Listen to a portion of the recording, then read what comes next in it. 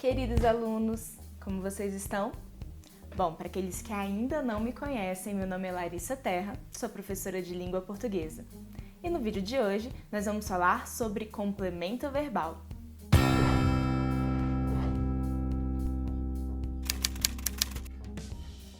Bom, a gente já falou sobre a predicação verbal, os verbos de ação e ligação, e sobre a transitividade verbal, como que a gente classifica os verbos de ação. A gente viu que o verbo pode ser intransitivo, transitivo direto, transitivo indireto e o verbo bitransitivo, que é aquele que é direto e indireto ao mesmo tempo. A gente viu que os verbos transitivos são aqueles que transitam para um complemento de valor substantivo. E o verbo intransitivo, olha esse prefixo intransitivo, prefixo in é um prefixo de negação. O verbo intransitivo é aquele que não transita para um complemento de valor substantivo, ele não rege, ele não precisa de um complemento de valor substantivo. Então, os verbos transitivos podem ser diretos ou indiretos, ou os dois ao mesmo tempo, certo? E qual é a diferença? A gente viu que o verbo transitivo direto é aquele que rege um complemento de valor substantivo sem preposição obrigatória, enquanto que o verbo transitivo indireto é aquele que transita, que rege um complemento de valor substantivo com preposição obrigatória. O verbo bitransitivo vai ter os dois. Ele vai ter um complemento com preposição obrigatória e o outro sem preposição obrigatória. Esses complementos, nós vamos dar o nome, em vez de ficar falando complemento de valor substantivo com preposição obrigatória, em vez de ficar falando tudo isso, né, a gente vai simplificar e vai chamar esses complementos de objetos. Se eu tiver, então, um objeto, um complemento que estiver completando, olha aí, completando a transitividade do verbo transitivo direto, o objeto vai ser chamado de objeto direto. Se tiver, então, um complemento do verbo transitivo indireto, a gente vai ter o objeto indireto. E o verbo bitransitivo? Ele vai ter os dois. Ele vai ter, ao mesmo tempo, um objeto direto e indireto, ao mesmo tempo. Então, vamos lá. A gente vai falar sobre esses objetos, o objeto direto e o objeto indireto. E a gente vai ver que também tem algumas variações para esses objetos. Então, o objeto direto, complemento de valor substantivo, que completa a transitividade do verbo transitivo direto, ele vai sempre, olha isso, ele vai sempre estabelecer essa conexão com o verbo transitivo direto, certo? Por exemplo, se eu falo assim, Larissa ama os seus alunos. Ai, gente, Larissa ama seus alunos, é verdade. Larissa ama seus alunos. Vamos lá, o verbo amar. Lembra daqueles números que a gente falou? Nós temos o verbo intransitivo sendo o verbo número 3, o verbo transitivo direto sendo o verbo número 4, transitivo indireto o verbo número 5 e o verbo bitransitivo o verbo número 6, certo? Então vamos lá. Larissa ama seus alunos. Quem ama, ama algo. Quem ama, ama alguém. É um verbo número 4, é o verbo transitivo direto. Então, se é um verbo transitivo direto, é porque ele rege esse algo, esse alguém, sem preposição obrigatória, certo? Qual é o objeto nesse caso? O que a Larissa ama? Perceba, o objeto vai ser o alvo ali daquela construção verbal. Então, no caso, o objeto complemento do verbo amar vai ser os seus alunos. O núcleo desse complemento, alunos. Ok? Agora vamos pegar, por exemplo, o verbo gostar. Larissa gosta dos seus alunos. Quem gosta, gosta de algo. É um verbo transitivo indireto. Se é um verbo transitivo indireto, ele precisa de um complemento de valor substantivo com preposição obrigatória. Qual é esse complemento? Qual é o alvo do verbo gostar? Dos seus alunos. Percebam aí a preposição. Eu não posso falar Larissa gosta os seus alunos. Essa preposição, ela é necessária. Sempre que tiver um verbo transitivo indireto, essa preposição estará ali. Mesmo que em alguns contextos a gente possa omitir coloquialmente, você precisa inferir que aquela preposição faz parte da construção, beleza? Então tá bom. No caso, o objeto indireto vai ser dos seus alunos. O verbo bitransitivo é aquele que tem dois complementos, certo? Então, Larissa informou a data da prova aos seus alunos. Quem informa algo a alguém. Então, eu vou ter o algo, que vai ser o objeto que direto, não tem preposição aí acompanhando.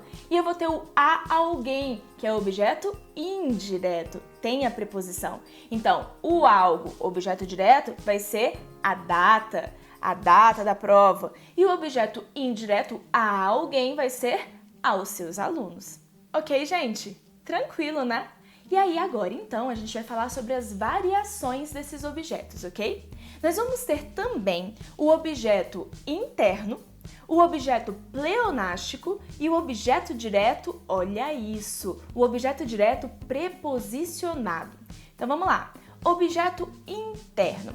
Queridos, o objeto interno é aquele que vai completar, e eu quero que você abra sua cabeça agora, ok? Vamos pegar aí essa relação da circunstância, do contexto. O objeto interno é aquele que vai completar um verbo que antes era intransitivo, mas que por conta de um contexto que você tem essa necessidade de enfatizar uma ação, uma construção, você vai transformar um verbo que essencialmente é intransitivo em um verbo transitivo direto. Então, olha só, verbo chover, por exemplo. Verbo chover, que é um verbo impessoal, não tem sujeito, certo? Então, se eu falo assim, choveu. Choveu em Brasília. Choveu muito em Brasília. Vamos lá, o verbo chover não tem sujeito, muito. Vai ser um adjunto adverbial de intensidade. A gente ainda não falou sobre adjuntos adverbiais, mas só adiantando. Sempre que tiver uma circunstância, um advérbio, a gente vai chamar de adjuntos adverbiais, ok? Então, muito, adjunto adverbial de intensidade. Em Brasília, adjunto adverbial de lugar. Então, choveu. Quem chove, ou se é um verbo impessoal, né? Se chove, chove. Chover é um verbo intransitivo. Mas e se eu quiser enfatizar essa ação de chover? Eu posso falar que choveu uma chuva forte ontem em Brasília. Olha isso, choveu uma chuva forte. Gente, uma chuva forte não é o sujeito, porque o verbo chover é impessoal, é um sujeito inexistente, certo? A gente lembra disso, lá da oração sem sujeito. Então, uma chuva forte tá aí completando agora a transitividade de um verbo que antes era intransitivo e que agora foi transformado num verbo transitivo direto. E aí, então, uma chuva forte vai ser o objeto direto e é para enfatizar que, na verdade, esse objeto era meio que desnecessário, eu vou falar que é um objeto direto interno. A semântica dele já estava interna no próprio verbo. Isso é o que acontece, por exemplo, quando a gente fala corri uma corrida, chorei um choro. Gente, a semântica desses complementos já está contida no próprio verbo, então seria desnecessário falar chorei um choro, corri uma corrida. Mas tudo bem, quis enfatizar, então eu transformo um verbo que antes era intransitivo em um verbo transitivo direto. Fazendo isso, a gente vai ter um objeto direto interno. Uma corrida, um choro são objetos diretos internos. Ok? Simples, né? Vamos falar agora, então, sobre o objeto pleonástico. O pleonasmo é uma figura de linguagem. É uma figura de linguagem sintático-semântica. Como assim? Semântica a gente sabe, se refere ao sentido, ao significado. Sintaxe a gente sabe, se refere à estrutura, à organização da estrutura, certo? Quando eu falo que é uma figura sintático-semântica, significa então que é uma figura que vai fazer alguma alteração, tanto no sentido quanto na estrutura. O pleonasmo, ele faz essa relação de semântica quando ele vai simplesmente reforçar uma ideia, um sentido que já foi dito. Então, quando eu falo elo de ligação, se é elo, é de ligação. Hemorragia de sangue, se é hemorragia, é de sangue. Percebam, quando a gente tem uma redundância, uma tautologia das ideias expressas, então a gente vai ter o pleonasmo semântico. Mas sintaticamente o pleonasmo também acontece. E ele acontece com qualquer termo da estrutura. Para ter um pleonasmo sintático, basta que você então repita um termo que esteja fazendo ali essa mesma construção de sentido. Então olha só, se eu falo, por exemplo, do carro novo, gostei muito dele. Essa construção é muito comum na nossa coloquialidade, no nosso dia a dia. Eu topicalizo um termo para dar ênfase nesse termo. Então, eu tô falando aqui do carro novo, tô falando do carro novo, gostei muito dele. Gente, vamos analisar essa estrutura? O verbo aí é o verbo gostar. A quem esse verbo se refere? Qual é o sujeito? Posso falar que do carro novo é o sujeito? Não, certo? Por quê? Alguns motivos. Não pode ser o sujeito porque, primeiro, lembra do mantra? Não existe sujeito preposicionado. Eu falei que esse mantra ia te ajudar. Se você não conhece esse mantra, vai lá, assiste ao vídeo do sujeito, ok? Onde eu explico tudo sobre o sujeito, do básico ao avançado. Não assistiu? Eu vou deixar o link na descrição aqui desse vídeo agora, ok? Mas vamos lá. Então, do carro novo não pode ser o sujeito, porque não existe sujeito preposicionado. Fora isso, não posso separar o sujeito do predicado por vírgula se eu tiver com a estrutura na ordem direta. Fora isso, o verbo sempre vai concordar com o sujeito, é o sujeito que desencadeia a concordância verbal, certo? Então, gostei não está concordando com o do carro novo. Gente, a quem o verbo gostar se refere? Quem gostei? Eu gostei. Nesse caso, eu tenho um sujeito desinencial, elíptico, oculto, semântico, implícito, contextual. Escolha o nome que você quiser, mas é aquele sujeito que foi omitido da estrutura, mas que eu consigo identificar. Beleza. Aí, então, eu já tenho o meu sujeito eu, desinencial. Que tipo de verbo é o verbo gostar? Quem gosta, gosta de algo, verbo transitivo indireto, certo? Então, ele precisa de um objeto indireto. Qual é o objeto indireto? Do carro novo, foi do que eu gostei, é o alvo aí da minha ação. Vamos lá, então, do carro novo, gostei muito dele. Vamos analisar esse restinho aí? Muito é o quê? Adjunto adverbial de intensidade. Falei pra vocês que toda vez que eu tiver uma circunstância, já vou chamar de adjunto adverbial. Vamos ter uma aula específica para adjuntos adverbiais, ok? Mas a gente já vai adiantando esses termos para vocês ficarem familiarizados. Então, vamos lá. Muito adjunto adverbial de intensidade. E dele? Qual é a função sintática de dele? Vamos lá, gente. Se eu não tivesse o termo do carro novo, se eu não tivesse esse termo aí na minha estrutura, se fosse apenas gostei muito dele, ficaria claro. Dele é o complemento do verbo gostar, é do que eu gostei, certo? Então, eu posso falar que sintaticamente está completando o verbo gostar. Aí você pergunta, ué, professora, mas eu posso ter dois objetos indiretos? Então, olha aí o pulo do gato. Não apenas ele está completando sintaticamente o verbo gostar, mas ele está semanticamente remetendo ao carro novo. Percebam então que eu utilizo esse dele para trazer um reforço de sentido. Eu vou falar então que do carro novo é o objeto indireto e o dele, que está sendo colocado aí para construir um reforço, uma ênfase no sentido, vai ser também o meu objeto indireto, mas vai ser um objeto indireto pleonástico. Beleza? Tranquilo, né? O objeto pleonástico, ele pode acontecer tanto num contexto direto quanto indireto. No caso, esse exemplo a gente deu do objeto indireto. Aliás, o pleonasmo sintático pode acontecer com qualquer termo da oração, tudo bem? Mas isso é um assunto para outro vídeo. Vamos falar agora sobre o objeto direto preposicionado. Objeto direto preposicionado. Vamos lá, gente. A gente sabe que o verbo transitivo direto, ele rege um complemento de valor substantivo sem preposição. Olha o que eu sempre falo e que talvez você não tinha dado muita atenção, mas eu vou retomar. Sem preposição obrigatória. Ou seja, eu posso ter uma preposição aí, viu? Eu posso ter uma preposição junto. Gente, eu posso, mas não em qualquer contexto. Nós vamos ter contextos específicos em que a gente pode preposicionar o objeto direto. É importante decorar estes contextos? Depende da banca examinadora. Tem algumas bancas que cobram isso, tá? Mas a princípio, não. É importante você saber identificar esse termo. Identificar que aquilo é um objeto direto e que é um objeto direto apesar da preposição. Beleza? Então, eu vou comentar aqui alguns contextos, os mais importantes e os mais cobrados, os mais recorrentes. Tudo bem? Então, primeiro, a gente vai ter uma preposição do objeto direto para evitar ambiguidade. Esse daí é o mais famoso, esse daí é o que está mais da moda. Quando é cobrado objeto direto preposicionado, geralmente é dessa forma. Vamos lá, pegue aí a seguinte estrutura. Matou ao caçador o leão.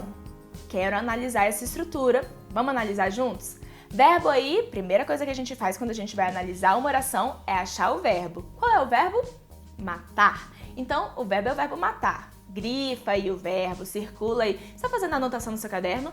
Faz a anotação no seu caderno também, viu? É importante. Vamos lá. Então, verbo matar. Aí eu vejo, a quem esse verbo se refere? Qual é o sujeito? Percebam, gente, que a gente tem aí uma oração na ordem indireta. O sujeito foi colocado para depois do verbo. E aí, nesse caso, eu poderia me confundir se eu não soubesse as regras da gramática, que você já sabe. Vamos lá, a quem o verbo matar se refere?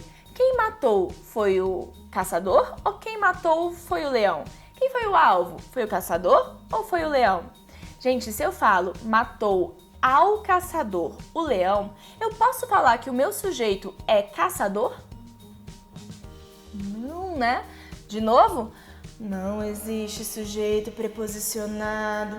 Eu falei que esse mantra ia te salvar. Gente, matou aí, eu sei, é um verbo transitivo direto, mas eu vou preposicionar o complemento exatamente para evitar a ambiguidade do objeto direto com o sujeito. Eu sei que o sujeito não pode ser preposicionado, ele não vai ser regido por uma preposição, mas o objeto direto pode, em alguns contextos. Então aí, nessa estrutura, o meu sujeito vai ser o leão.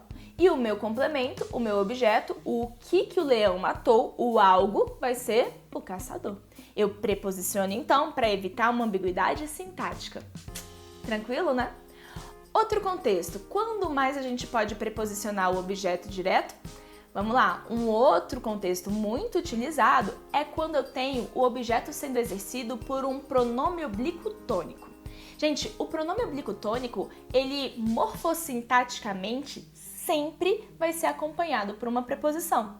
Vamos falar sobre pronomes em outro vídeo, ok? Mas já saiba disso, pronomes oblíquos tônicos sempre são acompanhados por uma preposição. Então, se eu falo, por exemplo, ele ama a mim. Vamos lá, o verbo amar, a gente até já falou sobre ele. Quem ama, ama algo. Quem ama, ama alguém. É um verbo transitivo direto. Mas nesse caso, ele, sujeito, verbo amar, que é um verbo transitivo direto, tem qual complemento? Quem que ele ama? A mim? Olha só, a mim. Esse a é uma preposição que está sendo utilizada porque o complemento, o objeto direto, está sendo exercido por um pronome oblíquo tônico.